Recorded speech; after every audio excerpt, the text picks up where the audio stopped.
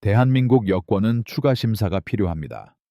헝가리의 한 국제공항에서는 어째서인지 한국인에게만 까다로운 입국 절차와 추가 서류를 요구하고 있습니다. 과연 어떤 사정이 있는 걸까요? 오늘의 이야기를 바로 시작하겠습니다. 안녕하세요. 저는 게페르트라고 합니다. 부다페스트 페렌츠 리스트 국제공항의 입국 심사대. 이곳이 제 직장입니다. 헝가리 국가경찰 소속의 입국 관리 책임자로 일한 지 어느덧 5년이 지났습니다. 자리에 앉으면 깊은 한숨이 나옵니다. 여권을 받고 생체 정보를 확인하며 비자와 체류 기록을 꼼꼼히 확인하는 일. 이것이 저의 일상입니다. 여행객들에게는 긴장되는 순간이겠지만 저에게는 그저 반복되는 하루일 뿐입니다. 특히 요즘처럼 입국 심사가 강화된 시기에는 더욱 그렇습니다. 헝가리는 중동, 아프리카, 그리고 아시아에서 오는 불법 이민자들의 경유지 역할을 하고 있습니다. 그들은 주로 헝가리를 통해 서유럽으로 이동하려 하며 이를 막기 위해 헝가리 정부는 2015년 난민 위기 이후 강력한 국경 펜스를 설치하고 엄격한 국경 관리를 시행하고 있습니다. 헝가리 정부는 불법 이주를 줄이기 위해 국경 관리 정책을 더욱 강화하고 있으며 국경을 넘어온 불법 이민자들을 신속하게 체포하고 추방하는 체계를 갖추고 있습니다. 또한 불법 체류자나 미입국자에게 적용되는 법적 제재도 강화되었습니다. 그럼에도 불구하고 끊임없이 헝가리로 입국하려는 불법 체류자들이 있습니다. 중동이나 아프리카 지역에서는 상당히 줄었지만 아시아, 특히 중국이나 베트남 지역의 불법 체류자가 조금씩 증가하고 있는 실정입니다. 오늘도 분명 긴 줄이 이어질 겁니다. 다양한 국적의 사람들, 각기 다른 표정과 사연을 가진 사람들이 제 앞에 섭니다. 어떤 사람의 눈에는 기대가 가득하고 또 어떤 사람의 얼굴에는 불안함이 서려 있습니다. 이런 표정을 읽어내는 것도 제 일의 일부가 되었습니다. 첫 번째 여행객은 헝가리에 업무차 방문한다는 미국인 사업가였습니다. 서류를 확인하고 몇 가지 질문을 던졌습니다. 그의 대답은 명확했고 자신감이 넘쳐 보였습니다. 특별한 문제 없이 입국 허가 도장을 찍어주었습니다. 다음은 영국에서 온 가족입니다. 부모와 어린아이들의 얼굴에는 설렘이 가득합니다. 휴가를 즐기러 왔다고 했습니다. 서류를 확인하고 아이들에게 가볍게 미소를 지어 보이며 통과시켰습니다. 일상적인 순간 속에서도 문득 깨닫습니다. 제 결정이 얼마나 중요한지를. 단 한 번의 판단으로 누군가의 여행이 혹은 인생이 바뀔 수도 있다는 사실을요. 특히 요즘은 더욱 신중해야 합니다. 새로운 정책이 계속 추가되고 심사 과정이 더 복잡해졌습니다. 테러 위험, 불법 체류, 위조 여권 문제. 이 모든 것을 고려하면서 빠르고 정확하게 판단을 내려야 합니다. 어느 날, 한 여행객의 여권을 확인하다가 의심스러운 점을 발견했습니다. 여권 상태가 조금 이상했던 겁니다. 보통 같았으면 바로 2차 신문실로 보냈을 겁니다. 하지만 그의 눈빛에서 무언가 진실함이 느껴졌습니다. 직감적으로 그가 무고한 여행객이라는 확신이 들었습니다. 그래서 저는 평소와는 다른 행동을 했습니다. 그에게 자세한 설명을 요구하며 여권 상태에 대해 물었습니다. 그는 조금 당황한 듯했지만 솔직하게 대답해 주었습니다. 여권이 세탁기에 들어가 실수로 손상되었다는 것이었습니다. 이 상황에서 규정대로라면 그를 2차 신문실로 보내야 했습니다. 하지만 저는 그의 말을 믿어보기로 했습니다. 물론 위험한 선택이었을 수도 있습니다. 그의 진솔한 태도와 저의 오랜 경험에서 우러나온 직감을 믿었습니다. 결과적으로 제 판단은 옳았습니다. 나중에 알게 되었지만 그는 중요한 비즈니스 미팅을 위해 헝가리에 온 기업인이었습니다. 덕분에 그는 무사히 계약을 성사시킬 수 있었다고 합니다. 이 경험을 통해 깨달은 것이 있습니다. 규정은 중요하지만 그 안에서 인간적인 판단도 필요하다는 것입니다. 모든 상황을 획일적인 기준만으로 판단할 수는 없습니다.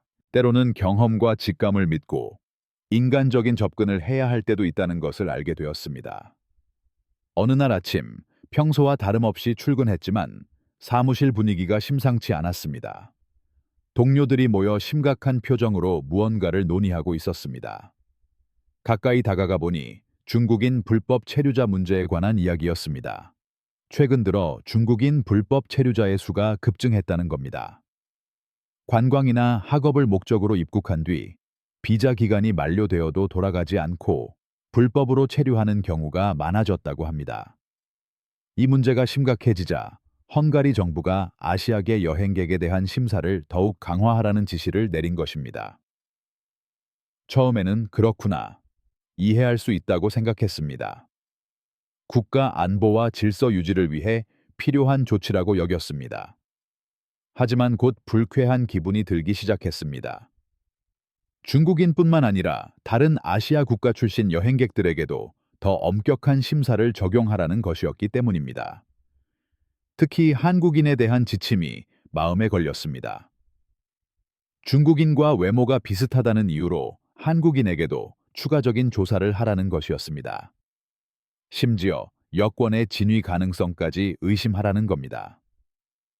지금까지 한국인 여행객들은 대체로 성실하고 규칙을 잘 지키는 사람들이었는데 이런 지침을 따라야 한다는 사실에 마음이 무거워졌습니다. 무고한 여행객들에게 불필요한 불편을 줄 수밖에 없다는 것이 안타까웠습니다. 하지만 국가적인 규정을 어길 수는 없습니다. 그날부터 아시아계 여행객들, 특히 한국인을 대할 때마다 마음이 편치 않았습니다. 서류가 완벽한 한국인 여행객에게도 추가 질문을 해야 했고, 때로는 2차 심사대로 안내해야만 했습니다. 그들의 당황하는 표정을 볼 때마다 가슴이 아팠습니다. 한 번은 이런 일이 있었습니다. 어떤 한국인 가족이 심사대에 왔는데 아이들의 설렘 가득한 표정이 참 인상적이었습니다. 헝가리 여행을 오랫동안 준비했다고 합니다. 규정상 추가 심사가 필요했고 결국 그들을 2차 심사대로 안내해야 했습니다. 2시간이 넘는 추가 심사 끝에 그들의 무고함이 확인되었습니다. 심사실을 나오는 그들의 얼굴에서 설렘은 사라져 있었습니다. 특히 아이들의 실망한 표정을 보는 것이 정말 힘들었습니다. 그때 이것이 과연 옳은 일일까 하는 의문이 강하게 들었습니다. 이런 경험이 쌓이면서 고민은 점점 깊어졌습니다. 한편으로는 국가 안보를 위해 철저한 심사가 필요하다는 것을 알지만 다른 한편으로는 무고한 여행객들에게 불필요한 고통을 주고 있는 것 같아 마음이 아팠습니다. 동료들과 이야기를 나눠 보았습니다. 그들도 비슷한 고민을 가지고 있었습니다. 대부분은 어쩔 수 없는 일이라고 체념하는 듯 했습니다. 그래도 몇몇 동료는 저와 같은 생각을 가지고 있었습니다. 어느 한산한 오후, 평소와 다름없이 출입국 심사를 하고 있었습니다. 그날은 왠지 한국인 여행객이 많았습니다. 한 중년 여성이 제 심사대로 다가왔습니다. 대한민국 여권을 내밀며 긴장한 듯 미소를 지었습니다. 안녕하세요. 여권 좀 보겠습니다. 제가 말했습니다. 그녀는 고개를 끄덕이며 여권을 건넸습니다. 여권을 보는데 무언가 이상한 느낌이 들었습니다. 사진과 실제 모습이 미묘하게 달랐던 것입니다. 하지만 확신할 수는 없었습니다. 그래서 몇 가지 질문을 해보기로 했습니다. 한국 어디에 사시나요? 제가 물었습니다. 그녀는 잠시 머뭇거리더니 대답했습니다. 서울입니다. 서울 어디요? 제가 되물었습니다. 이번에는 그녀의 대답이 더 늦어졌습니다. 강남구요. 보통 한국인이라면 자신이 사는 곳을 바로 대답할 수 있을 겁니다. 그래서 한국어로 말을 걸어보았습니다. 강남구 어느 동에 사세요? 그 순간 그녀의 표정이 굳어졌습니다. 제 말을 전혀 알아듣지 못하는 것 같았습니다. 이제 확신했습니다. 이 사람은 한국인이 아니라고. 죄송하지만 잠시 기다려 주시겠어요? 추가 확인이 필요합니다. 제가 말하자 그녀의 얼굴이 새파랗게 질렸습니다. 2차 심사실로 안내하려던 순간 그녀가 갑자기 중국어로 무언가 소리치며 도망치기 시작했습니다. 다행히 동료들의 도움으로 그녀를 곧바로 제지할 수 있었습니다. 조사 결과 그녀는 중국인으로 밝혀졌습니다. 한국인 행세를 하며 헝가리에 불법 체류하려 했던 것입니다. 이 사건은 저에게 큰 충격을 주었습니다. 한편으로는 제가 이상한 점을 발견하고 적절히 대처할 수 있었다는 안도감을 느꼈지만 다른 한편으로는 마음이 무거워졌습니다. 이런 일 때문에 무고한 한국인 여행객들이 더욱 엄격한 심사를 받게 될지도 모른다는 걱정이 생겼습니다. 그 후 저는 심사 과정에서 더욱 세심한 주의를 기울이게 되었습니다. 단순히 서류만 확인하는 것이 아니라 여행객과의 대화를 통해 진실성을 파악하려 노력했습니다. 동시에 무고한 여행객들에게 불필요한 의심을 사지 않도록 조심했습니다. 특히 한국의 문화나 트렌드에 대해 공부하며 자연스러운 대화를 통해 진위를 확인하려고 했습니다. 그럼에도 문제는 종종 일어나고 있습니다. 그날은 평소와 다른 날이었습니다. 아침부터 무언가 불안한 예감이 들었는데 정말 그런 일이 일어나고야 말았습니다. 대한민국 국적을 가진 여행객 가족과의 첫 갈등을 겪게 된 날이었습니다. 그 가족은 4인 가족이었습니다. 부모와 초등학생으로 보이는 두 아이들. 처음 그들을 봤을 때 얼마나 설레는 표정이었는지 모릅니다. 아이들은 헝가리 여행에 대한 기대로 눈을 반짝이고 있었고 부모님도 행복해 보였습니다. 그들의 서류는 완벽했고 여행 목적도 명확했지만 중국어로 대화하는 것을 얼핏 듣게 되어 추가 조사를 해야 한다고 판단할 수밖에 없었습니다. 죄송하지만 추가 서류가 필요합니다. 제가 말했을 때 그들의 표정이 순식간에 변하는 것을 보았습니다. 당혹감, 불안, 그리고 약간의 분노까지. 아버님이 영어로 물었습니다. 왜죠? 우리 서류에 문제라도 있습니까? 저는 최대한 침착하게 설명하려고 애썼습니다. 아니요, 문제는 없습니다. 다만 최근 정책 변경으로 인해 추가 확인이 필요한 상황입니다.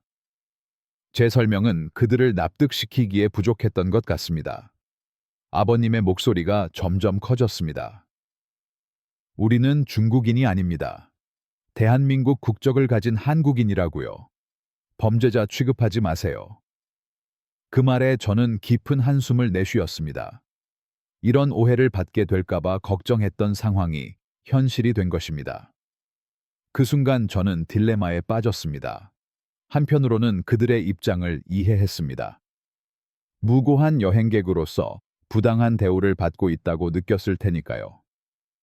다른 한편으로는 제 임무를 수행해야 했습니다. 국가 안보와 규정 준수는 저의 책임이니까요. 결국 저는 그들을 2차 심사실로 안내할 수밖에 없었습니다. 그 과정에서 아이들의 실망한 표정을 보는 것이 가장 힘들었습니다. 한 아이가 부모님께 물었습니다. 우리가 뭐 잘못했어요? 그 순수한 질문에 제 마음이 찢어지는 것 같았습니다. 2차 심사실에서 추가 조사를 진행하는 동안 저는 계속 마음이 무거웠습니다. 그들의 여행이 이렇게 시작되는 것이 너무나 안타까웠기 때문입니다. 그래서 최대한 빨리 심사를 끝내려고 노력했습니다. 약 1시간 후 모든 절차가 끝났습니다. 예상대로 아무런 문제도 없었습니다. 그들에게 입국 허가를 내주면서 저는 진심 어린 사과의 말을 전했습니다. 정말 죄송합니다. 여러분께 불편을 드려 마음이 아픕니다. 시간이 흐르면서 한국인 여행객에 대한 심사는 더욱 까다로워졌습니다. 불법 체류 문제가 계속되면서 정부의 지침은 점점 더 엄격해졌습니다. 여권을 꼼꼼히 살피는 것은 물론 체류 목적과 일정, 장기 체류의 경우는 재정 상태까지 확인해야 했습니다. 매일 아침 출근길이 무거워졌습니다. 오늘은 또 몇 명의 무고한 한국인 여행객에게 불편을 주게 될까 하는 생각 때문이었습니다. 그들의 실망한 표정과 당황하는 모습을 볼 때마다 제 마음도 아팠습니다. 어느 날, 한 젊은 한국인 여성이 제 심사대에 왔습니다. 그녀는 헝가리에서 공부를 하기 위해 왔다고 했습니다. 모든 서류가 완벽했고 그녀의 눈빛에서 진실함이 느껴졌습니다. 그래도 규정상 추가 심사가 필요했습니다. 죄송하지만 추가 확인이 필요합니다. 제가 말하자 그녀의 표정이 순간 굳어졌습니다. 제 서류에 문제라도 있나요? 그녀가 물었습니다. 저는 최대한 부드럽게 설명하려고 애썼습니다. 아니요, 문제는 없습니다. 다만 현재 정책상 모든 아시아계 여행객에 대해 추가 확인을 하고 있어서요. 그녀의 눈에 실망감이 가득 찼습니다. 2차 심사실로 그녀를 안내하면서 저는 계속 사과의 말을 반복했습니다. 저의 사과에도 그녀의 굳은 표정은 변하지 않았습니다. 다행히 추가 심사는 빨리 끝났고 그녀의 입국이 허가되었습니다. 하지만 그녀의 얼굴에서 처음에 보였던 설렘과 기대는 이미 사라진 후였습니다. 제가 입국 허가 도장을 찍으며 말했습니다. 정말 죄송합니다. 좋은 유학 생활이 되기를 바랍니다. 그녀는 잠시 저를 바라보더니 말했습니다. 당신 탓이 아니겠죠. 하지만 이런 경험이 제 유학 생활의 첫 기억이 된다는 게 너무 슬프네요. 그 말을 듣는 순간 제 마음이 무너져 내렸습니다. 시간이 흐르면서 한국인 여행객들과 더 많은 대화를 나누게 되었습니다. 그들의 반응은 제 예상과는 조금 달랐습니다.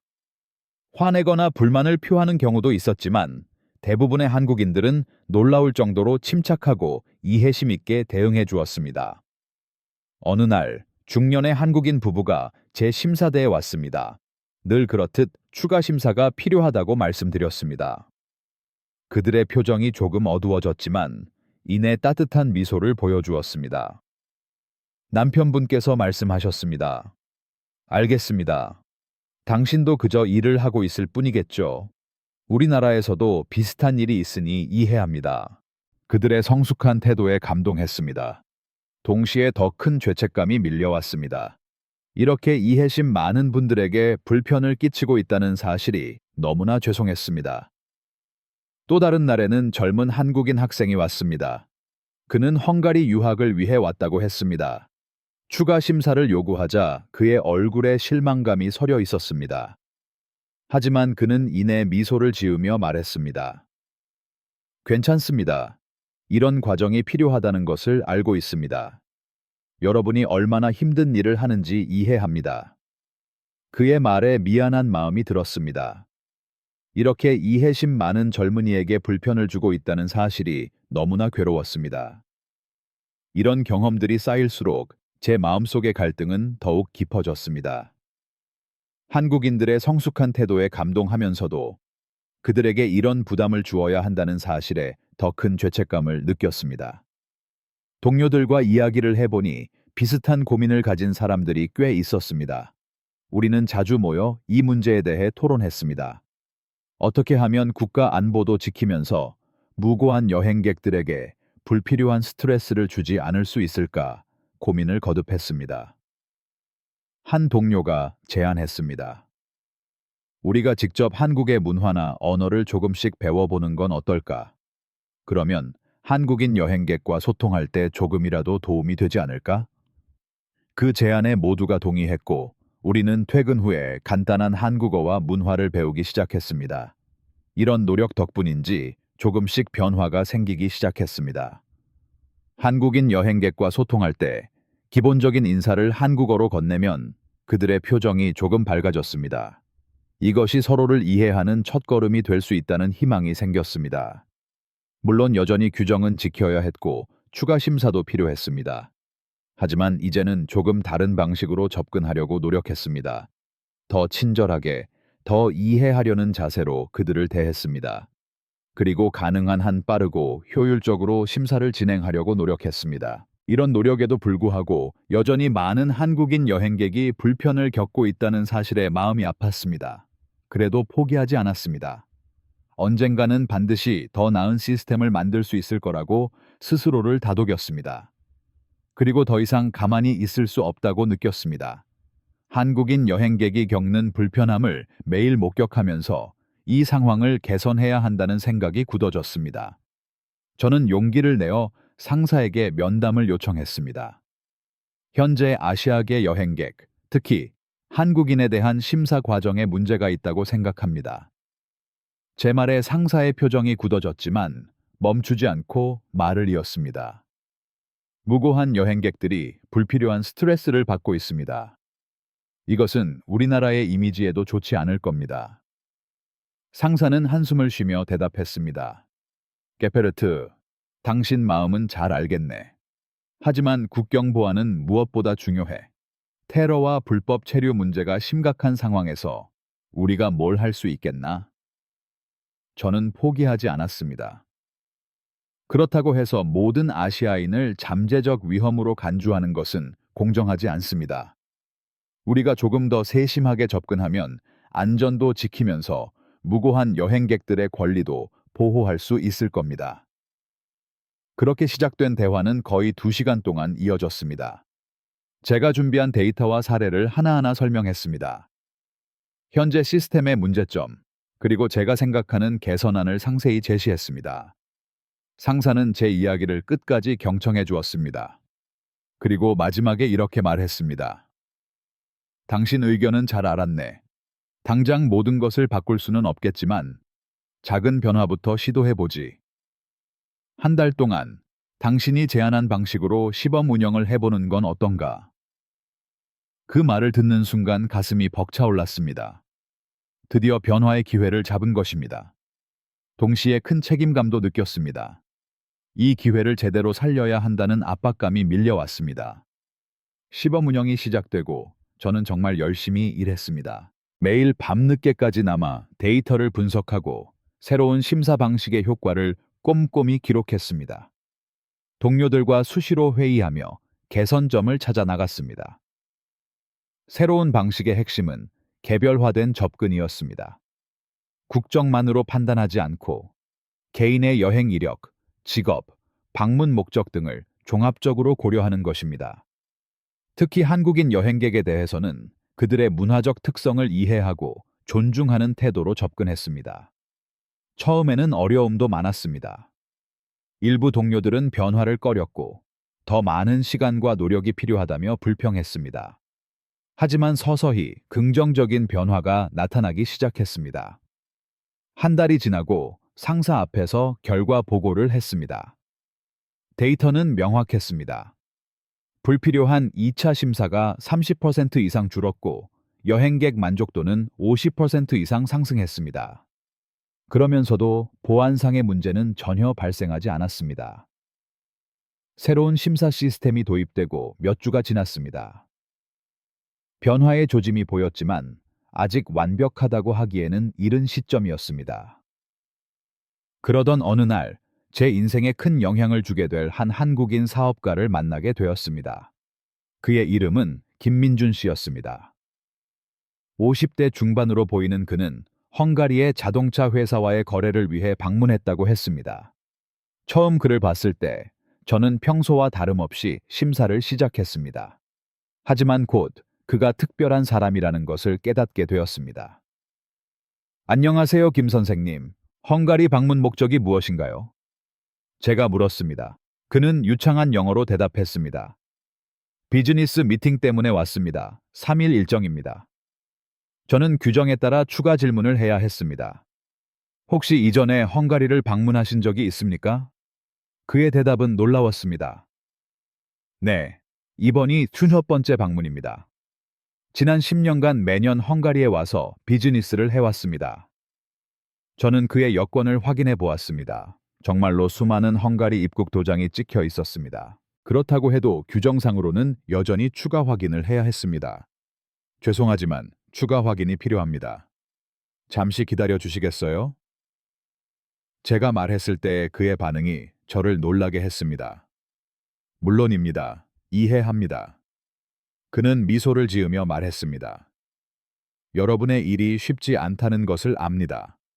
국가 안보를 위해 필요한 절차겠지요. 그의 이해심 있는 태도에 저는 깊은 감동을 받았습니다. 보통 이런 상황에서 대부분의 여행객들은 불쾌감을 표현하거나 짜증을 내기 마련이었으니까요. 하지만 김 선생님은 달랐습니다. 추가 확인 과정에서 우리는 대화를 나누었습니다. 그는 자신의 경험을 이야기해 주었습니다. 사실 처음 헝가리에 왔을 때는 저도 이런 절차가 불편했습니다. 하지만 시간이 지나면서 이해하게 되었습니다. 여러분은 그저 자신의 일을 하고 있을 뿐이고 그것이 결국 모두의 안전을 위한 것이라는 걸요. 그의 말에 저는 깊이 공감했습니다. 정말 감사합니다, 김 선생님. 많은 분들이 그렇게 이해해 주시면 좋겠습니다. 그러자 그가 의미심장한 말을 했습니다. 여러분도 더 유연해질 필요가 있습니다. 모든 아시아인을 잠재적인 위험으로 보는 것은 옳지 않으니까요. 그 말에 저는 잠시 말문이 막혔습니다. 그가 옳다는 것을 알았지만 동시에 현재의 시스템을 설명해야 한다고 느꼈기 때문입니다. 네, 이해하고 있습니다. 사실 저희도 최근 시스템을 개선하려고 노력하고 있습니다. 그게 생각만큼 쉽지가 않네요. 제가 솔직하게 말했습니다. 그러자 김 선생님이 미소를 지으며 말했습니다. 그렇겠죠. 변화는 항상 어려운 법입니다. 하지만 여러분이 노력하고 있다는 것이 중요합니다. 그 노력이 언젠가 큰 변화를 만들어낼 겁니다. 그의 말에 저는 큰 용기를 얻었습니다. 제가 하고 있는 일이 의미 있는 일이라는 것을 다시 한번 확신하게 된 것입니다. 김 선생님과의 만남은 짧았지만 저에게 큰 영향을 주었습니다. 그의 이해와 통찰력 있는 조언은 제가 앞으로 나아가야 할 방향을 더욱 명확하게 해주었습니다. 김 선생님과의 만남 이후 저는 더욱 강한 동기부여를 받았습니다. 이제는 단순히 규정을 따르는 것을 넘어 진정으로 공정하고 효과적인 심사 시스템을 만들어야겠다고 느꼈습니다. 그래서 저는 동료들과 함께 새로운 프로젝트를 시작했습니다. 우리의 목표는 명확했습니다. 국가 안보는 지키면서도 무고한 여행객들에게 불필요한 스트레스를 주지 않는 시스템을 만들자. 쉽지 않은 과제였지만 우리는 열정적으로 일했습니다. 먼저 우리는 데이터 분석에 집중했습니다. 지난 수년간의 입국 기록, 불법 체류 사례, 범죄 기록 등을 철저히 분석했습니다. 그 결과 우리는 놀라운 사실을 발견했습니다. 국적만으로 위험도를 판단하는 것은 효과적이지 않다는 것이었습니다. 이 발견을 바탕으로 우리는 새로운 심사 기준을 만들었습니다. 국적 대신 개인의 여행 이력, 직업, 방문 목적 등을 종합적으로 고려하는 시스템이었습니다. 특히 한국인 여행객에 대해서는 그들의 높은 준법 의식과 경제적 안정을 고려했습니다. 새로운 시스템을 적용하기 시작하자 놀라운 변화가 일어났습니다. 불필요한 2차 심사가 60% 이상 줄었고 여행객들의 만족도는 급상승했습니다. 동시에 불법 체류나 범죄 사례도 오히려 감소했습니다. 우리의 노력이 결실을 맺기 시작한 것입니다. 가장 큰 변화는 제 자신에게 있었습니다. 이제 저는 규정에 얽매인 단순한 심사관이 아니라 여행객들과 소통하고 이해하려 노력하는 문화 중재자가 된 것 같았습니다. 예를 들어, 한 젊은 한국인 유학생을 만났을 때의 일입니다. 그녀는 처음 헝가리에 오는 것이라 긴장한 표정이었습니다. 저는 부드럽게 미소를 지으며 말했습니다. 안녕하세요. 헝가리에 오신 것을 환영합니다. 유학생활 힘내세요. 그녀의 눈이 동그래졌습니다. 한국말 잘하시네요. 감사합니다. 조금 배웠습니다. 한국 문화에 대해 이해하고 싶어서요. 그 짧은 대화만으로도 그녀의 긴장이 풀리는 것을 느낄 수 있었습니다. 이런 작은 변화들이 모여 큰 차이를 만들어냈습니다. 여행객들은 이제 우리를 차가운 규제자로 보지 않고 친절한 안내자로 여기기 시작했습니다. 그들의 미소를 볼 때마다 제 마음도 따뜻해졌습니다. 물론 여전히 어려움은 있습니다. 일부 동료들은 변화를 꺼리고 상층부에서도 우려의 목소리가 있으며 때로는 우리의 노력을 악용해 불법 입국을 시도하는 사람들도 있습니다. 하지만 앞으로도 우리는 계속해서 발전해 나갈 것입니다. 더 나은 시스템을 만들기 위해 노력하고 더 많은 문화를 이해하려 할 것입니다. 그리고 언젠가는 모든 여행객이 미소 지으며 국경을 넘을 수 있는 그날이 오기를 꿈꾸고 있습니다. 이 모든 변화의 출발점에 한국인 여행객들이 있었다는 사실을 저는 절대 잊지 않을 것입니다. 그들의 이해와 성숙함, 그리고 인내가 있었기에 우리가 여기까지 올 수 있었으니까요. 그래서 저는 오늘도 입국장에 들어오는 한국인 여행객을 보면 특별한 감사의 마음을 품게 됩니다. 두 번째 이야기를 시작하겠습니다. 여기 중국인 유학생이 한국인 유학생을 향해 도둑이라고 소리치고 있고, 많은 친구들이 중국인 유학생의 말에 경악하며 도둑으로 지목된 한국인 유학생은 무척 억울해하고 있습니다. 과연 어떤 사연인지 오늘의 이야기를 바로 살펴보겠습니다. 안녕하세요. 저는 스페인 바르셀로나에 사는 마리아입니다. 저는 예전에 아시아에서 온 사람들을 무척 싫어했습니다. 아시아 국가들은 모두 후진국이며 가난한 나라라고 인식할 수밖에 없는 환경에서 자랐기 때문입니다. 제가 사는 바르셀로나는 스페인 북동부 카탈루냐 지방의 수도로 지중해 연안에 위치해 있습니다. 바르셀로나에는 안토니 가우디의 사그라다 파밀리아 성당, 구엘 공원, 카사밀라, 카사 바티오 등의 건축물이 있고, 피카소 미술관, 미로 재단, 카탈루냐 미술관 등 다양한 박물관과 갤러리가 유명합니다. 바르셀로나의 음식은 신선한 해산물이 가득한 지중해 요리도 있고, 타파스나 페야 같은 전통 스페인 요리도 맛볼 수 있습니다. 게다가 매년 다양한 축제를 개최하고, 도심과 가까운 곳에 아름다운 해변도 있어 매년 수많은 관광객이 찾는 곳입니다. 문제는 수많은 관광객만큼이나 수많은 불법 체류자가 바르셀로나에 거주하고 있다는 것입니다. 특히 아시아 지역에서 온 사람들이 무척 많았습니다.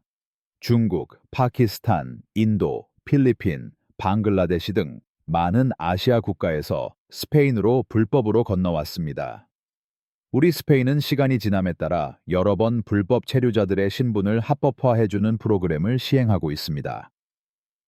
불법 체류자가 일정 기간 이상 무단으로 스페인에 몇 년 이상 거주하고 범죄 기록이 없으며 스페인에서 일정 기간 고용되었다는 기록이 확인되면 합법적으로 스페인에 체류하며 일할 수 있는 허가를 내주고 있습니다. 불법 체류자들의 신분을 합법화할 수 있는 기회를 제공하는 나라이기 때문인지 불법 체류자가 정말 많습니다. 그들의 문제는 저임금으로 서비스업, 무역, 건설업, 소규모 상업 등 다양한 분야에서 일하고 있어 이로 인해 기존 스페인 사람들의 임금에도 영향을 미치고 많은 현지인들이 일자리를 저임금의 불법 체류자들에게 빼앗기고 있다는 것입니다.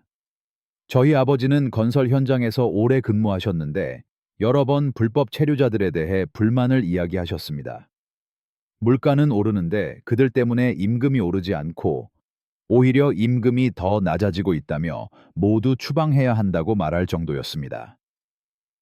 아버지는 최저임금 이상을 받고 일하시지만 불법 체류자들은 최저임금보다 낮은 급여를 받고 일하기 때문에 고용주 입장에서는 비용을 절감하기 위해 그들을 선호했던 것 같습니다. 불법 체류자가 많아지면서 아버지가 일하러 나가지 못하고 집에서 쉬는 날이 점점 늘어났고, 그로 인해 저희 집은 제가 자라면서 경제적인 어려움이 생겨 어머니도 함께 일하게 되었습니다. 문제는 그것만이 아니었습니다. 제가 살던 라발 지구는 주거비가 저렴했는데 불법 체류자가 많아지면서 주거비까지 상승하게 되었습니다. 게다가 법적인 보호나 사회적 서비스를 제대로 받지 못하는 불법 체류자들은 스페인에서 소매치기 등의 범죄를 저지르기 시작했습니다. 제가 사는 곳의 현지인들도 자주 소매치기를 당하거나 집 안에서 도둑을 맞은 사람도 여럿 있을 정도입니다. 그들은 길에서 노숙 생활을 하거나 길에서 술을 마시거나 음식을 먹고 아무데나 버리기도 하면서 불법 체류자가 많은 라발 지구는 부정적인 이미지가 강해져 피해야 할 곳이라고 생각하는 사람이 늘었습니다. 원래 라발 지구에 거주하던 지역 주민들은 견디지 못하고 다른 지역으로 이주했지만 저희 집은 형편이 넉넉하지 않아 계속 라발 지구에 거주하게 되었습니다. 최근에는 조금씩 개선되고 있지만 여전히 많은 사람이 기피하는 지역 중 하나입니다. 라발은 바르셀로나 중심부에 위치해 있지만 관광객들은 제가 사는 곳에는 오지 않을 정도입니다. 이런 사실들로 인해 부모님은 자주 불법으로 스페인에 온 아시아인들을 비난하셨고, 아시아인들이 모두 스페인에서 사라졌으면 좋겠다고 여러 번 말씀하셨습니다. 그 영향으로 저도 아시아 국가에서 온 사람들을 무척 싫어하게 되었습니다. 제 이웃에 사는 스페인 친구들은 저처럼 가정 형편이 어려워 아르바이트를 하는 친구들이 많았는데, 저희 부모님은 어려운 형편 속에서도 제가 공부하는 것에는 최선을 다해 지원해 주셨고, 저는 주위 친구들과 달리 공부에만 집중할 수 있었습니다. 대학 입시를 준비할 때는 어려운 형편에도 학원에 보내주시기 위해 부모님은 이른 새벽부터 밤늦게까지 일하셨습니다. 그런 부모님을 보며 최선을 다해 공부에 매진했고 바르셀로나 대학교에 진학하게 되었습니다. 제가 진학한 바르셀로나 대학교는 스페인에서 가장 명성 있는 대학 중 하나로 풍부한 역사와 우수한 학문적 전통을 자랑하는 학교입니다. 저희 학교는 1750년에 설립되어 스페인에서 가장 오래된 대학 중 하나입니다. 수세기 동안 학문과 연구의 중심지 역할을 해왔기 때문에 스페인뿐만 아니라 전 세계적으로도 큰 영향을 미쳐왔습니다. 게다가 스페인 공립대학의 학비는 다른 나라들에 비해 저렴한 편이라 많은 국제 학생들이 스페인에 와서 학업을 하고 있습니다. 교환 프로그램과 국제 공동 학위 프로그램도 운영하고 있기 때문에 다양한 나라에서 온 학생들이 있었고, 그 중에 아시아 지역에서 온 학생들도 몇 명 있었습니다. 저는 아시아 국가라고 하면 불법 체류자가 떠올라 소름이 돋을 정도로 싫어했기 때문에 아시아에서 온 학생들은 쳐다보지도 않고 무시하려고 애썼습니다. 어차피 아시아 국가들은 후진국일 것이라고 생각하며 색안경을 끼고 보게 되었습니다.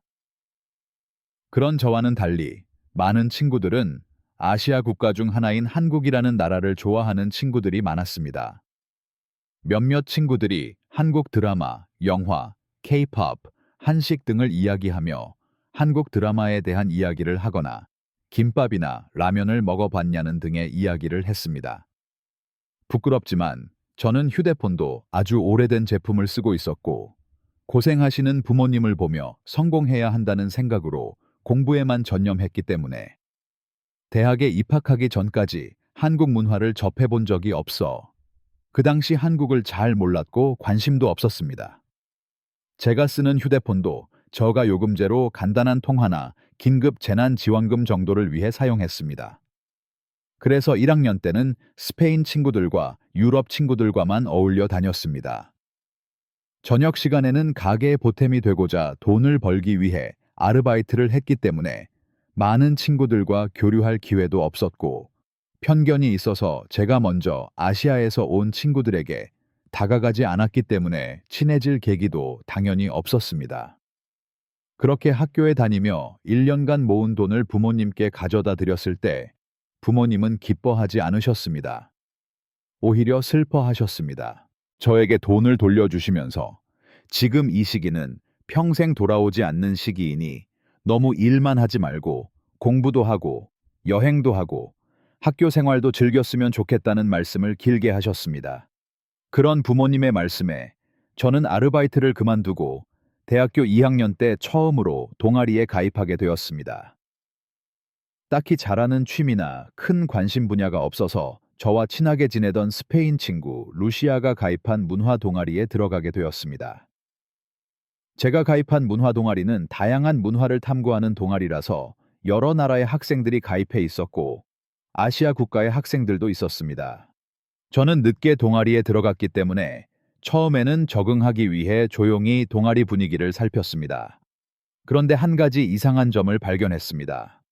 제가 가입한 동아리에 다양한 국적의 학생들이 있었는데 모두가 잘 어울리는 데 비해 아시아 국가에서 온 학생들 중 중국인 유학생들과 한국인 유학생들은 물과 기름처럼 어울리지 못하는 것처럼 보였습니다. 처음에는 비슷한 얼굴을 하고 있어서 누가 중국인이고 누가 한국인인지 구별이 잘 가지 않았습니다. 하지만 각자 자기 나라 말로 대화하는 것을 보고 금방 알 수 있었습니다.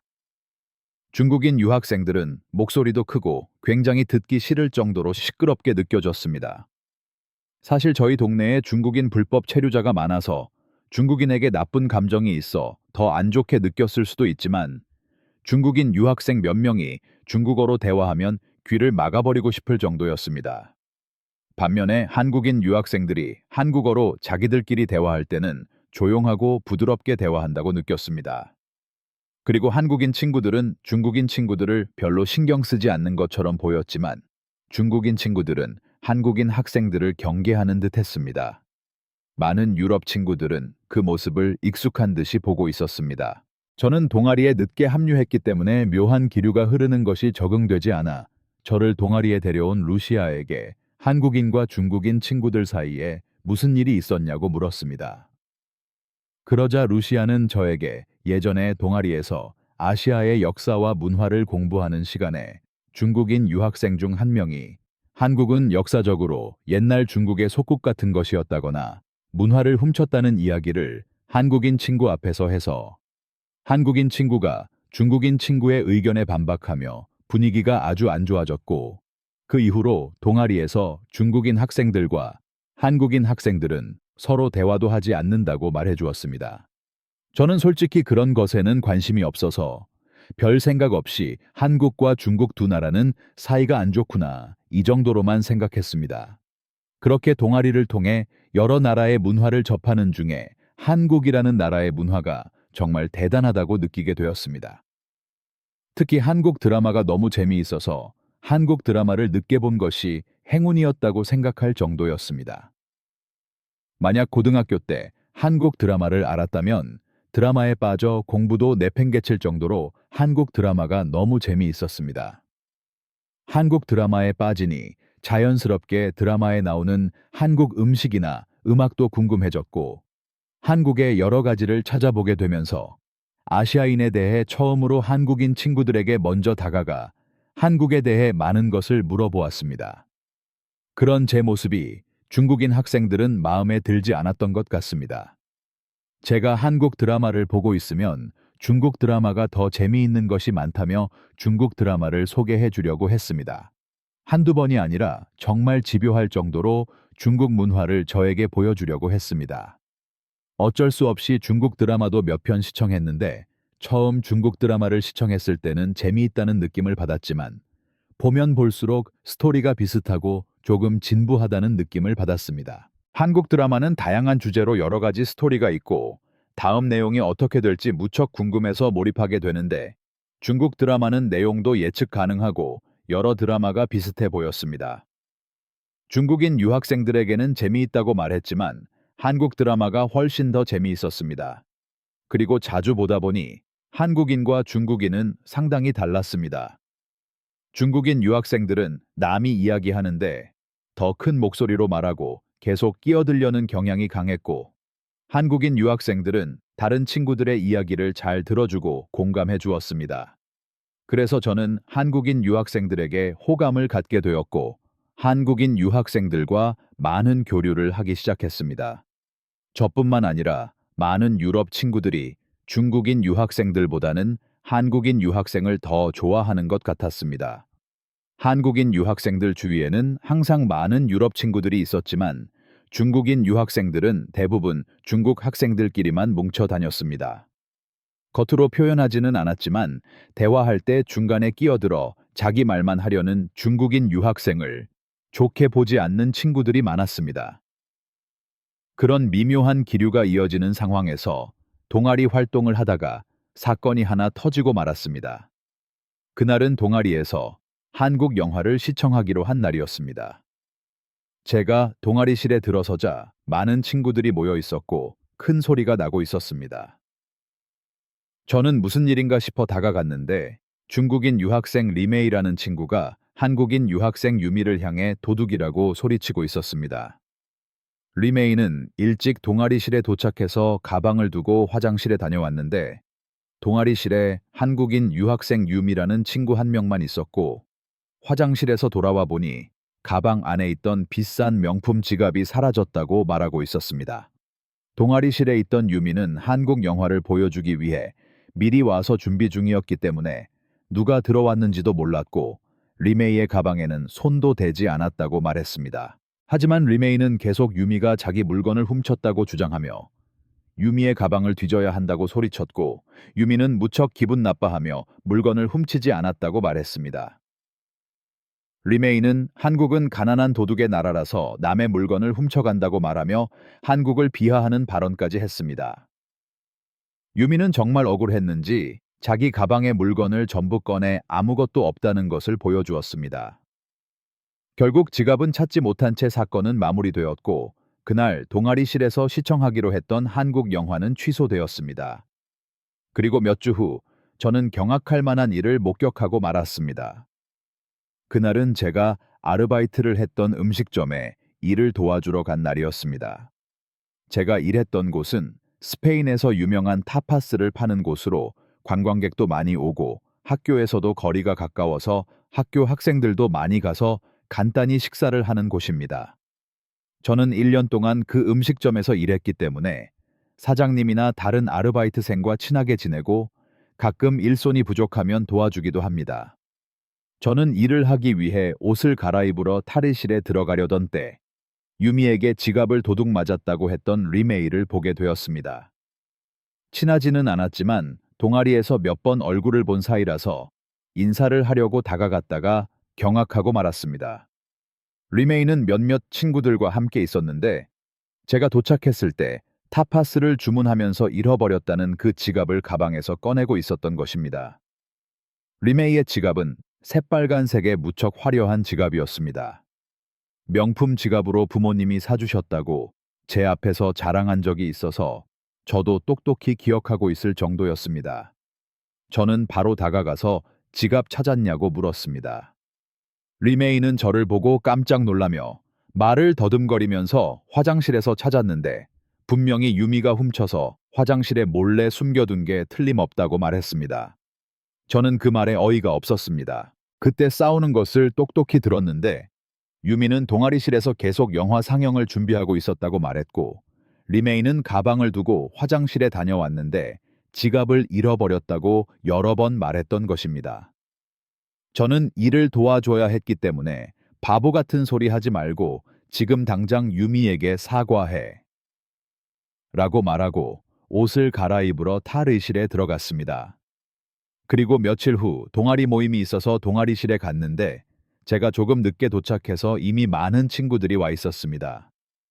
저는 바로 음식점에서 만났던 리메이를 찾았고, 리메이는 저와 눈이 마주치자 제 눈을 피했습니다.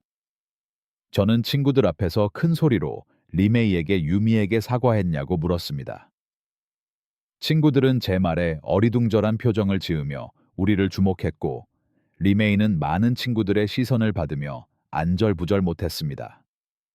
많은 친구들이 주목한 탓에 리메이는 마지못해 유미가 아닌 다른 친구에게 내가 오해한 것 같다. 지갑을 화장실에서 찾았다. 소란을 피워서 미안하다. 라고 말했습니다. 저는 유미에게 직접 말하고 사과해야 하는 거 아니야? 라고 물었지만 리메이는 유미에게만은 죽어도 사과하기 싫었던 것 같습니다. 사과는커녕 변명을 하기 시작했습니다. 동아리실에 유미 한 명밖에 없었으니까 그 상황에서는 당연히 유미가 가져갔다고 생각할 수밖에 없었다. 솔직히 유미가 훔쳐서 나중에 가져가려고 숨겨뒀을 가능성도 있다. 라고 하며 한국이 가난하니까 의심할 수밖에 없었다고 말했습니다. 리메이의 태도에 저는 머리끝까지 화가 치밀어 올랐습니다. 많은 친구들 앞에서 리메이를 향해 소리치며 중국을 비하하는 발언까지 하고 말았습니다. 나는 한국과 국에 가본 적은 없지만 한국이 중국보다 훨씬 문명적인 나라인 건 분명해. 내가 사는 라발 지구에는 아시아 국가들에서 온 수많은 불법 체류자가 있어. 나는 그 때문에 아시아 국가들은 전부 가난한 나라라고 생각했던 적이 있었어. 불법 체류자 중에는 중국이라는 나라에서 온 사람들도 굉장히 많았는데 그들은 대부분 저임금으로 노동을 하고 있었어. 그리고 내가 본 불법 체류자 중국인들은 시끄럽고 더러운 사람들도 굉장히 많았어. 근데 말이야, 한국이라는 나라에서 온 불법 체류자는 지금까지 살면서 단 한 번도 본 적이 없어. 중국이라는 나라가 우리 스페인이나 한국보다 가난하고 살기 힘드니까 불법으로 다른 나라에 와서 저임금으로 노동하고 있는 거겠지. 한국이 도둑의 나라?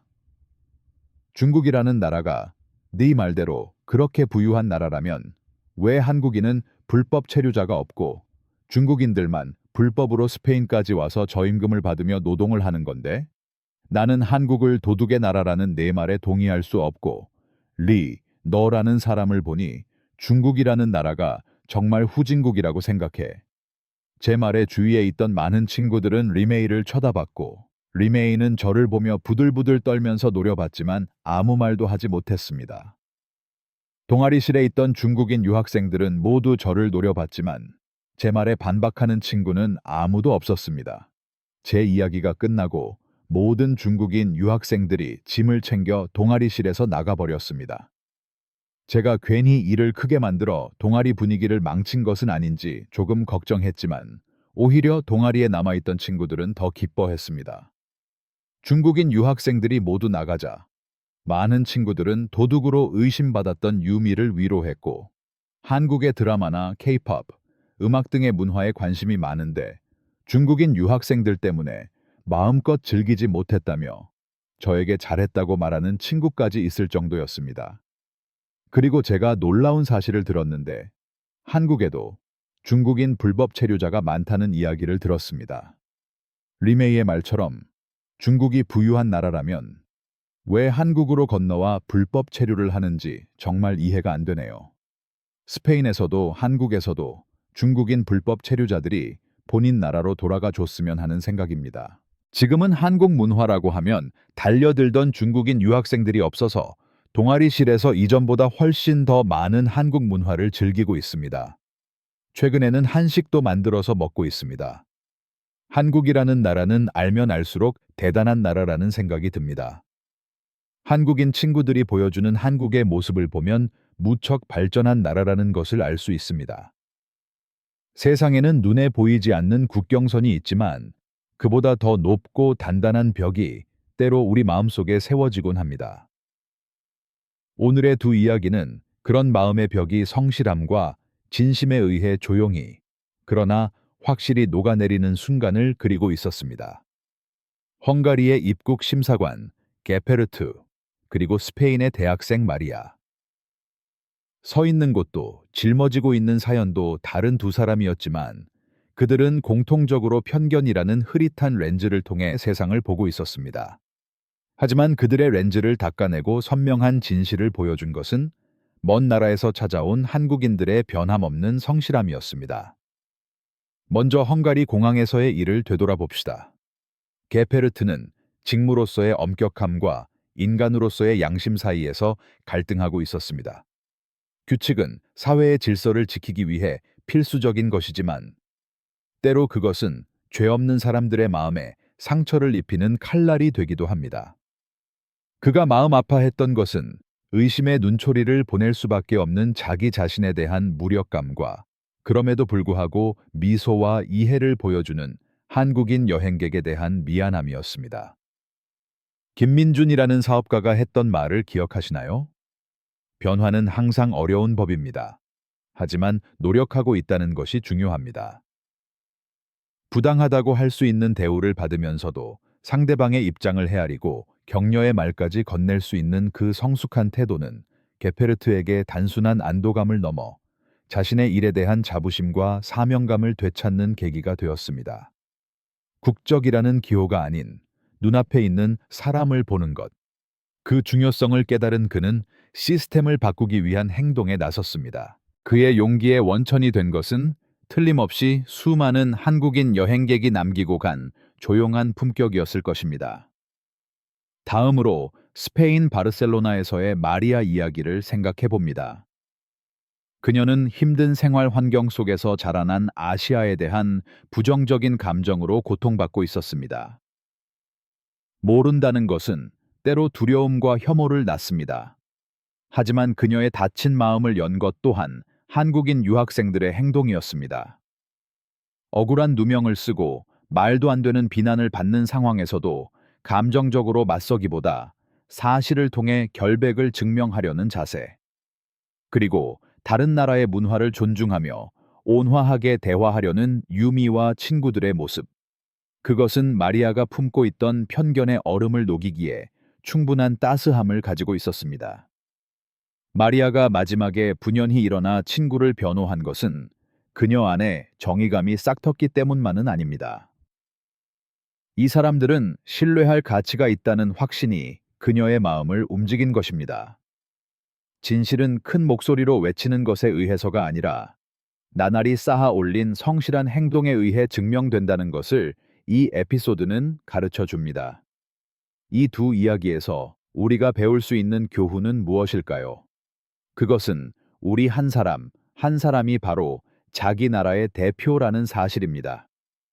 특별한 외교관이나 유명인이 아니더라도 여행지에서의 작은 인사 한마디, 문제가 생겼을 때의 침착한 대응, 그리고 타인에 대한 배려, 그러한 사소한 행동의 축적이 누군가의 마음속에 한 나라의 이미지를 만들고 마침내는 세계 속에서의 신뢰로 이어지는 것입니다.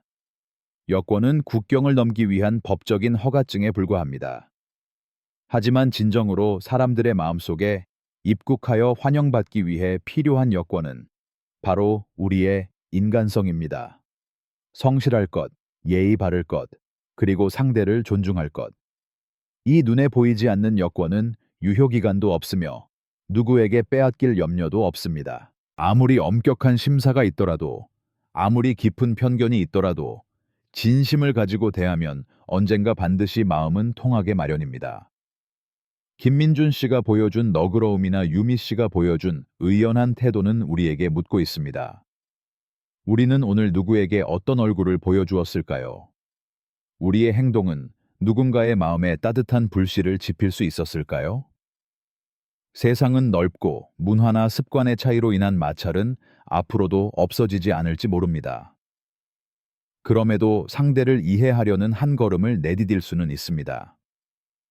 게페르트가 한국어를 배우기 시작한 것처럼, 마리아가 한국 드라마에 관심을 가진 것처럼 알고 싶다는 작은 마음과 상대를 존중하는 배려가 있다면 우리는 어떤 벽이라도 다리로 바꾸어 갈 수 있을 것입니다. 이야기의 마지막, 두 주인공은 각자의 자리에서 이전보다 훨씬 더 맑은 마음으로 하루하루를 보내고 있습니다. 그것은 그들이 신뢰라는 끈으로 이어진 새로운 친구들과 함께 살아가고 있기 때문입니다. 우리 또한 그런 식으로 살아가고 싶습니다. 언어와 문화의 벽을 넘어 마음과 마음으로 악수할 수 있는 그런 다정한 세상을 우리 자신의 손으로 만들어 갑시다. 오늘 전해드린 두 편의 에피소드가 여러분의 마음에 작은 온기를 남기고 내일로 나아갈 희망이 되기를 바랍니다. 성실함은 결코 배신하지 않습니다. 그리고 다정함은 반드시 누군가의 마음에 닿습니다.